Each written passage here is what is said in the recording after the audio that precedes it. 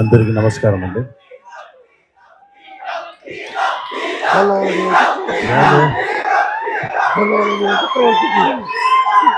చాలా సంతోషంగా ఉంది. ఈ ఫిల్మ్లో యాక్ట్ చేసింది చాలా గర్వంగా ఉంది. Very proud movie. ఇలాంటి మూవీ ఎప్పుడో ఒకసారి వచ్చు, అలా వస్తుంది. చాలా ఇంటెన్సిటీగా పర్ఫామ్ చేయడానికి మంచి అవకాశం దొరికింది. మా డైరెక్టర్ గారికి చాలా థ్యాంక్స్ అండి. నట చక్రవర్తి